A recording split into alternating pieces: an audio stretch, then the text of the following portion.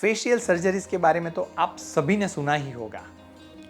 TV serials की imaginary story से लेकर मूवी स्टार्स की रियल लाइफ कंट्रोवर्सी तक फेशियल सर्जरीज हमेशा से चर्चा का विषय रहा है।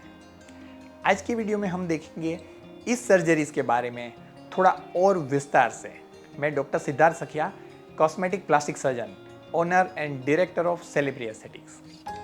दोस्तों, पिछले वीडियो में हमने देखा था कि फेस का लुक हम सब के लिए बहुत ही ज़्यादा मैटर करता है, वो हमारे लिए एक आइडेंटिटी क्रिएट करता है। लेकिन फेस के लुक में बहुत ही इम्पोर्टेंट पार्ट कौन सा होता है? नॉर्मली सबको लगता है कि स्किन का ग्लो, ये अच्छा होना, ये फेस एट्रैक्टिवनेस बढ़ाने में सबसे इम्पोर्टेंट है। लेकिन हमने समझने की कोशिश की थी कि स्किन ग्लो से भी ज़्यादा इम्पोर्टेंट या स्किन कलर से भी ज़्यादा इम्पोर्टेंट जो है वो आपके फेस का शेप होता है। अगर स्किन फेयर नहीं है, इतनी स्किन पिगमेंटेड है, फिर भी अगर फेस का शेप सही है तो वो फेस हमेशा एट्रैक्टिव दिखता है। इस तरह से फेस शेप का अच्छा होना ये बेहद ज़रूरी है। और फेस शेप में भी इंडिविजुअल फीचर्स का साइज, शेप, सिमेट्री और प्रोपोर्शन अच्छा होना ये बहुत ही इम्पोर्टेंट है। और फेशियल सर्जरीज ये ऐसी सर्जरीज है जो फेस शेप को चेंज कर सकती है और इस तरह से वो उसे रिजुवेनेट कर देती है, यानी कि कायाकल्प कर सकती है और इस तरह से आपके लुक को, आपकी पर्सनालिटी को एनहेंस करने में आपकी हेल्प कर सकती है। नॉर्मली फेशियल सर्जरीज के बारे में जब भी हम सोचते हैं तब हमें लगता है कि ये सर्जरीज शायद जो एक्टर एक्ट्रेस है, स्टार्स है, मॉडल है, सेलिब्रिटीज़ है, उनके लिए होती है, हमें उससे क्या। लेकिन दोस्तों, मैं यहाँ पे आपको दो क्वेश्चन पूछना चाहता हूँ। 1, क्या आप लुक कॉन्शियस है? आपको लगता है कि आपका लुक अच्छा होना ज़रूरी है? अगर आपको लगता है यस, तो मेरा दूसरा क्वेश्चन है कि क्या आपका फेस परफेक्ट है या आपको लगता है हम उसमें और कुछ अच्छा कर सकते हैं जिससे आपका फेस का लुक और बढ़ा सके। दोस्तों, अगर आपको लगता है कि आपके फेस का लुक हम कोई ना कोई तरीके से, कोई ना कोई फीचर्स का शेप चेंज करके बढ़ा सकते हैं और एट्रैक्टिव बना सकते हैं, तो डेफिनेटली ये सर्जरीज आपके लिए है। इस सर्जरीज में हम जो फेस के इंडिविजुअल फीचर्स है जो लुक में इम्पोर्टेंट है और लुक में कंट्रीब्यूट करते हैं, ऐसे फीचर्स को और एनहेंस करने की, उसे अच्छा शेप देने की, उसे अच्छे शेप और प्रपोर्शन में लाने की कोशिश करते हैं। और इसमें जो इम्पोर्टेंट अपने फीचर्स है वो है नोज़ है, अपने लिप्स है, आईज या आई लिड्स है, चिक्स है, चिन है, जो लाइन है, नेक है, आपकी हेयर लाइन है या रिंकल्स होती है, जिसे हम करेक्ट करके उसे और अच्छा और ब्यूटीफुल बना सकते हैं। ये सर्जरीज के लिए दूसरी एक मिथ ये होती है कि शायद ये सर्जरीज की ज़रूरत फीमेल को होती है, या तो फीमेल है जो अपने फेस को और ब्यूटीफुल बनाना चाहती है। लेकिन दोस्तों, ये सर्जरीज मेल और फीमेल दोनों के लिए उतनी ही इम्पोर्टेंट है, क्योंकि दोनों के लिए फेस का शेप अच्छा होना उनकी पर्सनालिटी के लिए उतना ही इम्पोर्टेंट होता है। इसमें जो अलग अलग सर्जरीज की जाती है, उसमें जो सबसे ज़्यादा कॉमनली की जाने वाली सर्जरीज है उसमें क्राइनोप्लास्टी यानी कि नोज शेपिंग सर्जरीज है, क्योंकि नोज़ ये अपने फेस का सेंटर है और बहुत ही इम्पोर्टेंट है। नोज़ में अलग अलग पार्ट्स हम देखें जो उनका शेप क्रिएट करता है, उनके शेप बनाते हैं।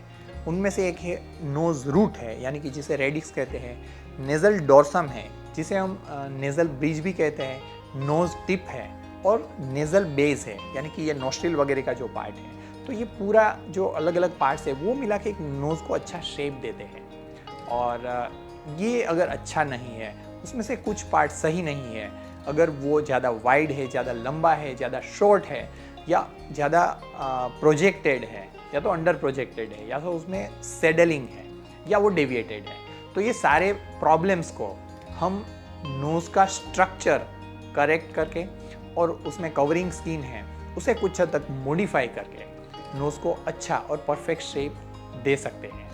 ये सर्जरीज मेल और फीमेल दोनों के लिए उतनी ही इम्पोर्टेंट है और उतनी ही कॉमनली दोनों के लिए की जाती है। दूसरा जो पार्ट है जो हमारे फेस को एट्रैक्टिवनेस देता है वो लिप्स होते हैं। जब भी हम किसी से बात करते हैं तो हमारा सबसे पहला ध्यान ये नोज़, लिप्स और उनकी आइज़ पे जाता है, इसलिए लिप भी उतना ही इम्पोर्टेंट है। लिप के जो अलग अलग पार्ट्स है जो उनको शेप देते हैं, उनमें से जो एक pinkish part of the lip है जिसे वर्मिलियन कहा जाता है, skinny part of the lip है, लिप बॉर्डर है, लिप ट्यूबरकल्स है, फिल्ट्रम है और उनके कर्व्स हैं। तो ये सारे मिला के लिप को एक अच्छा डिसेंट और सेंसुअल शेप देते हैं।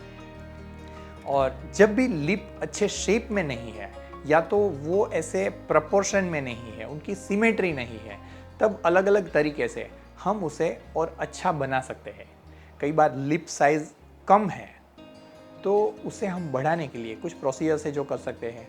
अगर उनकी साइज़ ज़्यादा है तो उसे रिड्यूस भी कर सकते हैं, या कई बार साइज़ सही है लेकिन उनके जो कर्व्स है, शेप है, वो सही नहीं है, तो उन्हें भी हम अच्छा कर सकते हैं, जिसे लिप शेपिंग सर्जरीज या चिलोप्लास्टी सर्जरीज कहा जाता है। इसमें से कुछ नॉन सर्जिकल प्रोसीजर्स है, कुछ सर्जिकल प्रोसीजर्स है जिससे ये अच्छा कर सकते हैं। नॉर्मली जो लिप एनहेंसमेंट प्रोसीजर्स है वो कॉमनली फीमेल्स में की जाती है, और लिप रिडक्शन सर्जरी या लिप शेपिंग सर्जरीज है वो मेल और फीमेल दोनों में इक्वली की जाने वाली सर्जरीज हैं। और एक फेशियल सर्जरीज जो बहुत कॉमनली की जाती है वो ब्लेफरोप्लास्टी यानी कि आई लिड शेपिंग सर्जरीज है। आप जानते हैं कि आइज़ ये हमारे बॉडी का, हमारे फेस का एक बहुत ही इम्पोर्टेंट पार्ट है, और यही पार्ट है जो आपको एक एंग्री लुक दे सकता है, टायर्ड लुक दे सकता है या एजेड लुक दे सकता है, और यही पार्ट है जो आपको एक फ्रेशनेस, एनर्जेटिक लुक दे सकता है, प्रेटीनेस या लवलीनेस दे सकता है। इसलिए उसका अच्छा होना, अट्रैक्टिव होना, ये हमारे लिए बहुत ज़रूरी है। लेकिन जो हमारी आई लीड्स है उसकी जो स्किन है वो बहुत ही जेंटल, डेलिकेट है, इसलिए जो एज की जो फर्स्ट इम्पैक्ट है वो हमारी आई लीड स्किन पे होती है, और यही पार्ट है जिस वजह से हमारा फेस एक एजेड लुक में आ जाता है, टायर्ड लुक में दिखने लगता है। और इसी के लिए ब्लेफरोप्लास्टी सर्जरीज की जाती है, जिसमें जो एज के साथ आने वाली रिंकल्स है, लूजनेस है, उसमें मसल लेक्सिटी है या फैट बल्जेस है, तो इन सारे प्रॉब्लम्स को करेक्ट किया जाता है। कई बार टीयर ट्रफ यानी कि जो आईलिड और चिक दोनों के जंक्शन पे एक खड्डा या डिप्रेशन या ट्रफ क्रिएट होता है, तो वो भी आपको एक एजेड लुक देता है। तो इन सारी चीज़ों को करेक्ट करने के लिए जो सर्जरीज है वही ब्लेफरोप्लास्टी सर्जरीज है, जो मेल और फीमेल दोनों के लिए इक्वली इम्पोर्टेंट होती है। हमारे फेस का एक और फीचर जो फेस की एट्रैक्टिवनेस बढ़ाने में हेल्प करता है वो हमारे चिक्स हैं, और उसे एनहेंस करने के लिए जो सर्जरीज की जाती है उसे चिक एनहेंसमेंट सर्जरीज कहा जाता है। आप जानते हैं कि चिक ये ऐसा पार्ट है जो हमारे फेस का ओवरऑल शेप डिसाइड करता है, और हमारे स्माइल को भी एनहेंस करने में भी वो बहुत ही इम्पोर्टेंट होता है। इसलिए उसका अच्छा होना ये मेल और फीमेल दोनों के लिए उतना ही इम्पोर्टेंट है। हालांकि ये ट्रीटमेंट्स फीमेल में ज़्यादा पॉपुलर है, लेकिन कई बार मेल फेस पे भी उसकी अट्रैक्टिवनेस बढ़ाने में, उसे डिसेंसी देने में बहुत ज़्यादा हेल्प कर सकता है। इसमें जो अलग अलग प्रोसीजर्स की जाती है उसमें फिलर इंजेक्शन है, फैट इंजेक्शन या फैट ग्राफ्टिंग है, या सिलिकॉन इम्प्लांट्स है जिसके द्वारा फेस को हम और ऑगमेंट कर सकते हैं। और इसमें से पर्टिकुलरली जो मेरा प्रेफरेंस है वो फैट इंजेक्शन पे है, क्योंकि ये बहुत ही नेचुरल तरीका है जिसमें आपके बॉडी के और पार्ट्स से फैट पार्टिकल्स को या फैट सेल्स को, लाइव सेल्स को लेके उसे फेस में, चिक्स में इंजेक्शन के थ्रू पुट किया जाता है।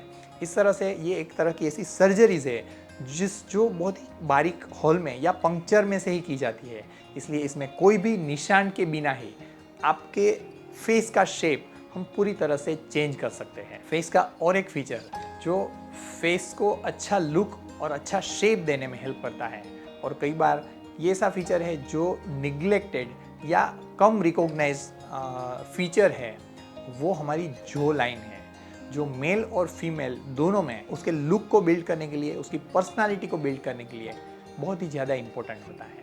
और उसे अच्छा करने के लिए, उसे अच्छा वेल डिफाइंड बनाने के लिए जो प्रोसीजर्स की जाती है उसे जो लाइन क्रिएशन या जो लाइन डेफिनेशन सर्जरीज कहा जाता है, जिसमें फिलर इंजेक्शन या फैट इंजेक्शन के द्वारा उसे अच्छी डेफिनेशन दी जा सकती है। और कई बार ओबेसिटी की वजह से फेस के जो नेक का अपर पार्ट है उसमें एक्सेस फैट डिपॉजिट्स होते हैं, जिस वजह से भी आपकी जो लाइन डेफिनेशन है वो ब्लर हो जाती है और उससे एक बल्ज अपीयर होता है जो एक डबल चिन लुक क्रिएट करता है। और ऐसे केसेस में ये फैट को लिपोसक्शन के द्वारा बहुत ही छोटे होल में से पूरी तरह से रिमूव करके हम अच्छी जो लाइन डेफिनेशन और अच्छी चिन डेफिनेशन दे सकते हैं और इस प्रोसीजर्स को डबल चिन करेक्शन सर्जरीज कहा जाता है। हमारी जो लाइन से ही कनेक्टेड और एक जो फेशियल फीचर है वो हमारी चिन है। मैं इसे बैलेंसिंग फीचर भी कहता हूँ क्योंकि इसके साइज, शेप और उसका प्रोजेक्शन अच्छा होने से फेस पूरा एक बैलेंस में दिखता है और वो अच्छा होना मेल और फीमेल दोनों के लिए इक्वली इम्पोर्टेंट होता है। और अगर वो साइज में ज़्यादा है तो उसे हम रिडक्शन कर सकते हैं या कई बार वो कम है तो उसे फिलर इंजेक्शन या फैट इंजेक्शन के द्वारा या चिन इम्प्लांट के द्वारा एनहेंस कर सकते हैं। कई बार फेस के ये सारे फीचर्स सही होने के बावजूद भी अगर आपकी हेयर लाइन सही लेवल पे प्लेस नहीं है तो आपका फेस का शेप अच्छा नहीं दिखता है। इसलिए उसे सही लेवल पे लाने के लिए कुछ प्रोसीजर्स की जा सकती है जिसे हेयर लाइन रीडिज़ाइनिंग कहते हैं। कई बार हेयर लाइन ज़्यादा हाई प्लेस्ड है तो फेस ज़्यादा लॉन्ग फेस दिखता है जो अच्छा नहीं लगता है और पर्टिकुलरली उसमें जो फोरहेड है उसकी हाइट नोज़ या चिन के कंपैरिजन में बहुत ज़्यादा दिखती है। तो उसे सही करने के लिए जो प्रोसीजर्स की है वो हेयर ट्रांसप्लांटेशन है, जिसमें आपके स्काल्प के पीछे वाले हिस्से से लाइव हेयर रूट्स को लेके उसे आगे फ्रंट में उसे इम्प्लांट किए जाते हैं, जिसमें से नेचुरल हेयर ग्रो होते हैं और अल्टीमेटली आपको नई हेयर लाइन दे सकते हैं। और कई बार कुछ लोगों में रेयरली हेयर लाइन बहुत ही लो प्लेस्ड होती है और उसे फोरहेड बहुत छोटा दिखने लगता है। ऐसे केसेस में लेज़र हेयर रिडक्शन के द्वारा हम ये एक्स्ट्रा हेयर को रिमूव करके भी अच्छी हेयर लाइन क्रिएट कर सकते हैं। कई बार एजिंग के साथ फेस में फोल्ड्स दिखने लगते हैं, रिंकल्स आने लगती है, तो ऐसे केसेस में और normally after 50 after 60 year of age जो फेस सेग होने लगता है उसे वापस लिफ्ट करने के लिए जो प्रोसीजर्स की जाती है उसे फेस लिफ्ट प्रोसीजर या राइटिडेक्टोमी प्रोसीजर्स कहा जाता है। लेकिन आजकल कुछ नॉन सर्जिकल प्रोसीजर्स जो बहुत ही ज़्यादा पॉपुलर होती जा रही है और उसमें विदाउट सर्जरी हम अच्छा करेक्शन पा सकते हैं, जिसमें फिलर है, बोटॉक्स है, थ्रेड लिफ्ट है। तो इसकी वजह से कंपैरेटिवली फेस लिफ्ट की जो पॉपुलैरिटी है वो थोड़ी कम हो रही है और उसकी नेसेसिटी भी एक्चुअली कम होती जा रही है। आईब्रोज ये अगेन अपने फेस का एक इम्पोर्टेंट फीचर है। इस पर्टिकुलरली फीमेल में उसका जो कर्व है, उसका शेप है, वो बहुत ही ज़्यादा मैटर करता है। कई बार आईब्रोज फ्लैट है तो वो फेस की एट्रैक्टिवनेस को कम कर देता है और फेस को एक टायर्ड लुक देता है। और उससे अच्छा करने के लिए जो प्रोसीजर है उससे ब्रो लिफ्ट सर्जरी कहा जाता है। Last but not least are our years. हमारे जो ईयर्स है उसका सही शेप ये फेस एस्थेटिक्स के लिए बहुत ही इम्पोर्टेंट है। इसलिए कई बार कुछ बर्थ डिफॉर्मिटी की वजह से या डेवलपमेंटली या कई बार कुछ एक्सीडेंट की वजह से अगर ईयर शेप हमारा अच्छा नहीं है तो उसे ऑटोप्लास्टिक सर्जरी द्वारा अच्छा किया जा सकता है। तो दोस्तों, ये सारी कॉस्मेटिक सर्जरी प्रोसीजर्स या फेशियल सर्जरी प्रोसीजर्स है जो आपको अच्छा लुक दे सकती है, आपके फेस को एट्रैक्टिवनेस दे सकती है। लेकिन इससे भी इम्पोर्टेंट ये डिसाइड करना है कि इसमें से कौन सी प्रोसीजर आपके लिए है, क्योंकि आपका जो फेस है वो बहुत ही यूनिक है और उसमें जो करेक्शन करना है उसमें से कौन से करेक्शन हैं जो आपको आपके लुक को एनहेंस कर सकते हैं, ये डिसाइड करना बहुत ज़रूरी है। और इसमें जो अहम भूमिका है, इम्पोर्टेंट रोल है, वो प्लास्टिक सर्जन यानी कि जो फेशियल प्लास्टिक सर्जन या कॉस्मेटिक प्लास्टिक सर्जन जिसे आप कंसल्ट कर रहे हैं उनका है। वो आपके फेस को एनालाइज करते हैं और उनकी अपनी एस्थेटिक सेंस से वो डिसाइड करते हैं और आपको गाइड करते हैं कि इसमें कौन से पार्ट्स के मॉडिफिकेशन से आपका फेस ज़्यादा एट्रैक्टिव दिख सकता है। इसलिए इसमें कॉस्मेटिक प्लास्टिक सर्जन की एस्थेटिक सेंस बहुत ज़रूरी है। और उसी के साथ उनकी सर्जिकल स्किल भी उतनी ही इम्पोर्टेंट है जिससे वे डिज़ायर्ड रिजल्ट प्रोड्यूस कर सकते हैं। तो दोस्तों, शायद ये वीडियो देख के आपको भी कुछ इम्पोर्टेंट इंसाइट्स मिले होंगे या आपको लगा होगा कि आपके कौन से फेशियल फीचर्स है जिसे हम और अच्छा बना सकते हैं। और दोस्तों, ये डेफिनेटली पॉसिबल है। अगर आपको इसके लिए कुछ भी ज़रूरत है, आपको अगर कुछ भी गाइडेंस की ज़रूरत है, तो भी आप हमारे कॉन्टैक्ट नंबर पे फ़ोन करके आप गाइडेंस ले सकते हैं। Thank you for watching this video. Stay tune, take care, bye bye.